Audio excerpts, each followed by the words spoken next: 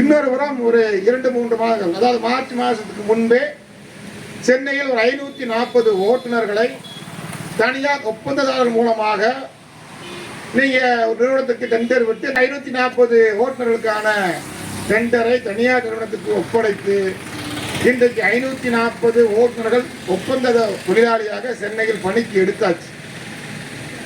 இன்னொரு புறம் அரசு விரைவு போக்குவரத்து கழகத்தில் ஒப்பந்த முறையில் driver conductor, driver come conductor. இப்போ இங்கெல்லாம் நீங்கள் டிரைவர்னா டிரைவர் மட்டும்தான் இருக்கணும், கண்டக்டர்னா கண்டக்டர் பணி மட்டும்தான் செய்யணும்.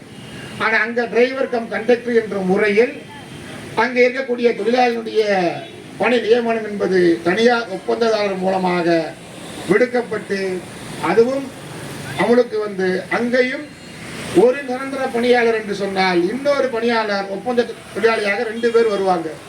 எஸ்இடிசியை பொறுத்தவரை 2 பேர் தான் டியூட்டியில் இருப்பாங்க ஒரே நேரத்தில், கண்டக்டர் கம் டிரைவர் என்ற முறையில் 2 பேரில் ஒருத்தர் வந்து நிரந்தர பணியாளர், இன்னொருவர் ஒப்பந்த பணியாளர். இப்போ இங்கேயும் அப்படி இருக்கு.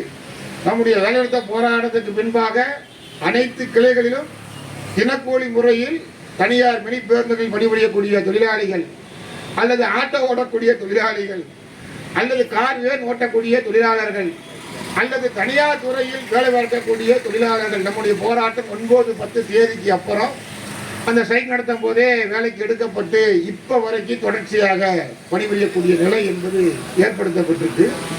தொடர்ச்சியாக நம்முடைய கழகங்களில் கூட தினசரி நீங்கள் டிராஃபிக் பீரியட் வந்து பார்த்தீங்க, 10 மணிக்கு வந்து பார்த்தோம் அப்படின்னா ஒரு 30-40 தொழிலாளிகள், தினக்கூலி தொழிலாளிகள் எனக்கு வேலை வேண்டும் என்று கேட்டு நிற்கக்கூடிய அடிப்படையில் தினசரி எல்லா கிளைகள்லையும் இருக்கு.